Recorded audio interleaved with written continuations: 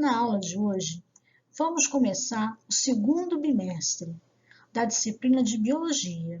Portanto, você vai encontrar essa aula no caderno do aluno, volume 2, na página 46. Vamos falar hoje sobre a interdependência da vida. O homem depende da terra, dos seus fatores abióticos e bióticos para sobreviver. Nós dependemos do clima, do solo e também dos outros animais e das plantas. Uma vida está ligada à outra. Mas a intervenção humana nos últimos anos tem provocado uma série de desequilíbrios ambientais, que está ameaçando a sobrevivência não só dos animais e das plantas, mas também da própria humanidade. Vamos ver sobre isso? Densidade e crescimento populacional. Todos nós já ouvimos falar que as cidades estão cada vez mais densas. Cidades como São Paulo, Rio de Janeiro, estão com uma população enorme. Essa população demanda muito recurso para água, energia elétrica, produz muito lixo. Todos esses fatores levam a problemas ambientais e também sociais. Vamos discutir um pouco mais sobre isso? No nosso caderno do aluno, tem a sugestão desse vídeo aqui, A História das Coisas. Se possível, assista esse vídeo após essa aula. Você vai ver que tem coisas muito interessantes lá. Continuamos aqui. O crescimento da população e das regiões de maior densidade pode significar alguma intensificação de problemas ambientais. Vejam, as chamadas, por exemplo, ilhas de calor. Em cidades muito densas, com prédios muito altos, como Nova York e como São Paulo, essa ilha de calor, essa falta de circulação de ar proporcionada pelos altos prédios, leva a temperaturas muito elevadas. Isso pode causar problemas para a saúde pública. Outra questão também, que nós já comentamos aqui, é a demanda energética. Cidades muito povoadas, muito densas, requer muita demanda energética. Para suprir tudo isso, a cidade tem que estar bem organizada. Outra questão também é a produção do lixo. Cada dia que passa, aumentamos mais ainda a produção de lixo. E o Estado, o município, para conseguir lidar com essa demanda, requer uma grande logística. Outra questão também é a produção de alimentos. Levar alimentos para essas regiões tem sido cada dia mais complicado. Por isso já se fala de verdadeiras fazendas verticais, no alto de prédios, por exemplo. Poderia ser uma solução barata, que poderia dar uma ajuda para essa questão ambiental. Não que vá resolver, mas pode dar uma ajuda. É importante compreender também que existe um aumento do número desses indivíduos. Por que as cidades concentram tantas pessoas? Porque na área rural, a demanda por emprego já caiu muito. A maioria da agricultura brasileira e mundial hoje é quase toda tecnificada, toda usada com máquinas. A necessidade de pessoas trabalhar no campo caiu muito nos últimos tempos. E as pessoas saíram das cidades do interior, das áreas rurais, para as grandes cidades, em busca de melhores oportunidades de emprego. Que isso nem sempre é possível, mas levou a um crescimento muito grande da população, aumentando a densidade demográfica e causando muitos prejuízos para a qualidade de vida das pessoas que precisam morar ali. É preciso repensar essa questão. A mobilidade urbana também é um outro ponto que precisa discutir. Pessoas precisam viajar durante horas para chegar ao seu emprego. Isso também demanda um problema sério nas grandes cidades, manter a mobilidade urbana, que leva, é claro, à poluição. Morar perto dos empregos pode ser uma solução, mas ainda é apenas um projeto, porque requer participação de todos, empresa, funcionários e também questão política. Por isso, precisamos de uma análise minuciosa de todos os fatores que vão regular essa população. Do ponto de vista ecológico da biologia, vamos ver então como esses fatores reguladores funcionam. A densidade populacional é uma relação que existe entre o número de indivíduos de uma população e a área que ele ocupa. Quais são os fatores que influenciam essa densidade populacional? A natalidade, que é o número de nascidos em determinado período, nascidos que conseguem sobreviver, no caso aqui nosso da ecologia. A mortalidade, o número de indivíduos que morrem, ou porque foram predados, ou porque não sobreviveram após o nascimento. Ainda, as taxas de imigração, são indivíduos que chegam para uma determinada população, e a taxa de emigração, que são aqueles que deixam a população. Todos esses fatores vão influenciar a densidade populacional. O que é densidade populacional mesmo?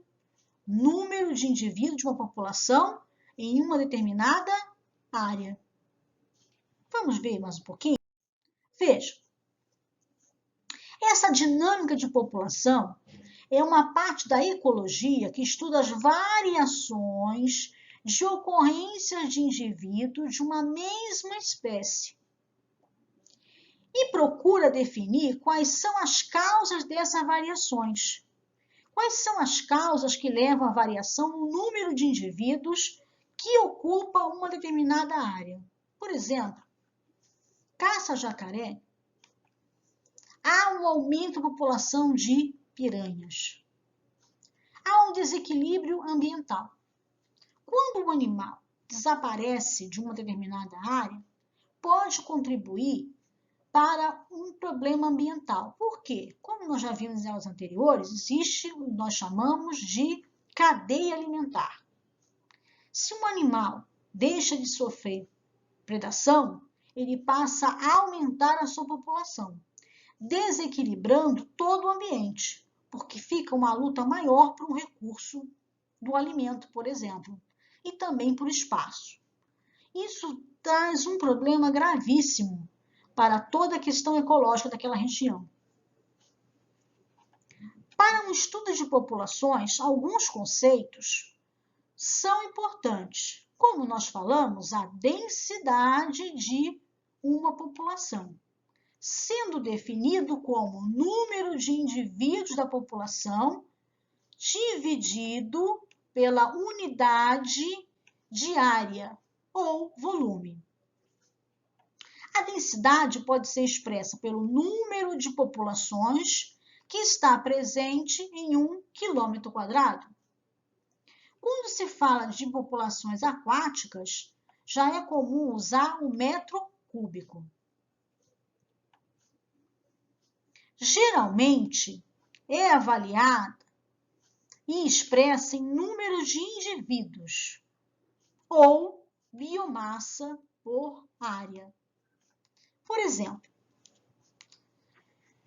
existe em uma floresta atlântica 5 milhões de briófitas, que são musgos, por km². Eu quero dizer que a população daquelas plantas, chamada de musgos, que existem em 1 km². O estudo dessa dinâmica de população vai proporcionar o conhecimento de como aquela área está reagindo à interferência humana e também como aquela população está lidando com a predação, com a imigração, com fatores abióticos. Então, é muito importante para a ecologia entender essa dinâmica das populações. Voltando. De um modo geral, as taxas de natalidade e imigração tendem a aumentar a densidade, quanto mais indivíduos nascem e quanto mais indivíduos chegam para aquela população, mais ela cresce. Ao contrário, quando existe uma grande mortalidade e uma grande quantidade de indivíduos saindo daquela região, a população desce. Por isso, natalidade mais imigração igual a mortalidade mais emigração. É o que nos leva à população. Entenderam isso? Vejam. Quando aumenta o número de indivíduos e aumenta indivíduos chegando, sim, aumenta a população. Natalidade mais imigração, certo?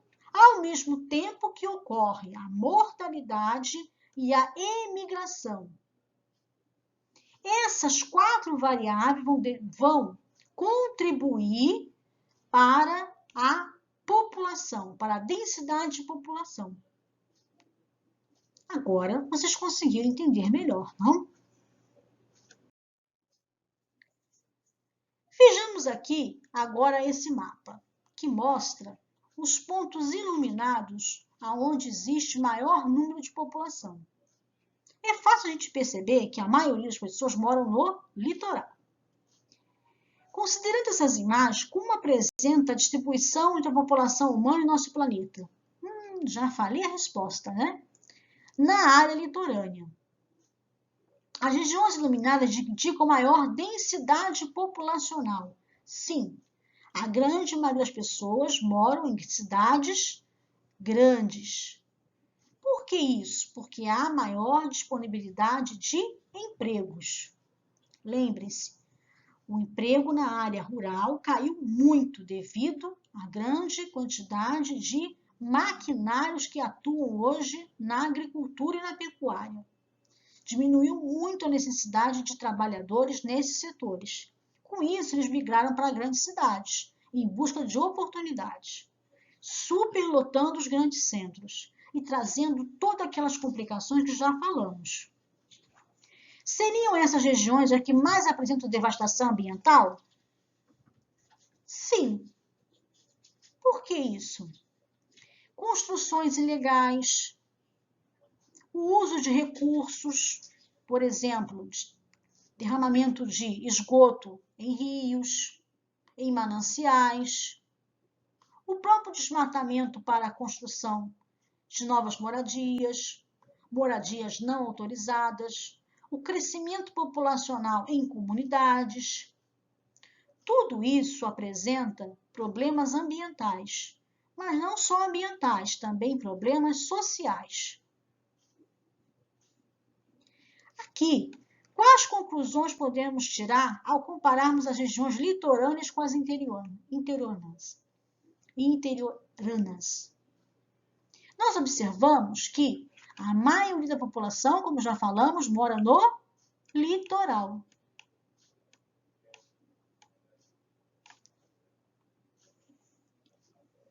Essa observação é perceptível em quase todo o mundo.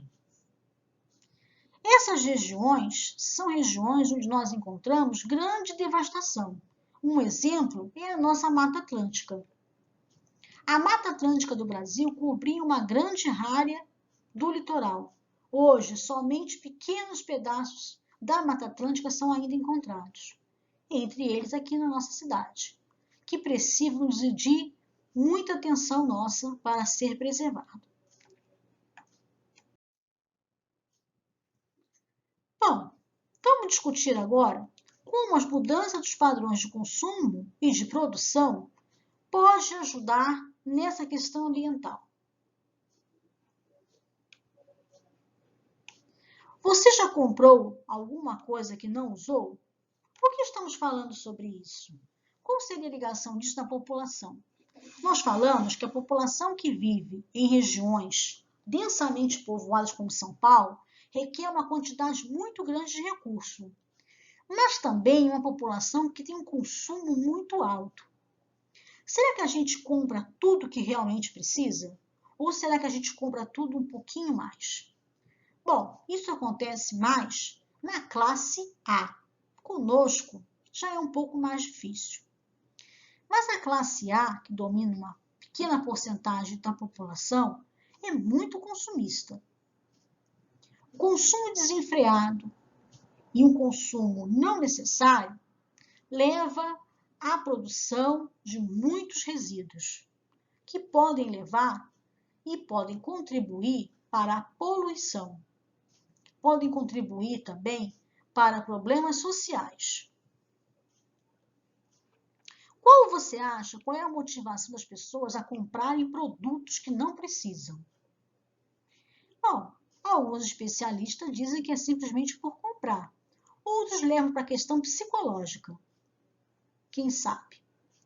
Você já parou para pensar na quantidade de materiais necessária para produzir esses produtos? Geralmente as fábricas recebem a matéria-prima de outro lugar para poder fabricar aquele material que a gente vai comprar. O transporte também de produtos para essa fábrica também causa poluição. Temos que pensar nisso. Pense nos produtos que você tem, o que gostaria de ter e faça uma lista. Esses produtos são duráveis? Sempre é bom comprar produto que você possa usar durante muito tempo. Sempre é bom comprar produtos que tenham embalagem que você pode reutilizar. Você já reparou na quantidade de embalagem que envolve os produtos que compra? Enorme. Você já pensou que você pode reutilizar essas embalagens? Use sua criatividade. Será que essas embalagens são realmente tudo necessárias? Geralmente as embalagens elas são usadas para chamar a atenção e acomodar o produto para melhor ser consumido. Essas embalagens são muito discutidas. Muitas oferecem perigo para crianças, outras oferecem dificuldade para idosos. Sim, é isso mesmo. Algumas pesquisas mostram que embalagens como, por exemplo, de óleo, embalagens de enlatado, oferecem uma dificuldade muito grande para pessoas que são mais idosas de consumir, de abrir. Temos que pensar também na acessibilidade dessas embalagens. Você já pensou sobre isso? Bom, eu sugiro que você faça em seu caderno algumas observações sobre o que nós discutimos aqui. Registre, coloque sua opinião.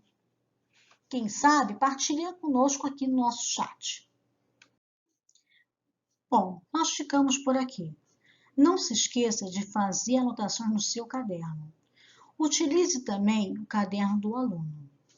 E não deixe de acessar o Classroom para fazer suas atividades. E não se esqueça, as atividades da apostila e as atividades que nós temos propostas nessas aulas não valem nota. O que vale mesmo é o conhecimento. As notas valem na atividade do Classroom. Mas o conhecimento é o que mais vale. Até a próxima!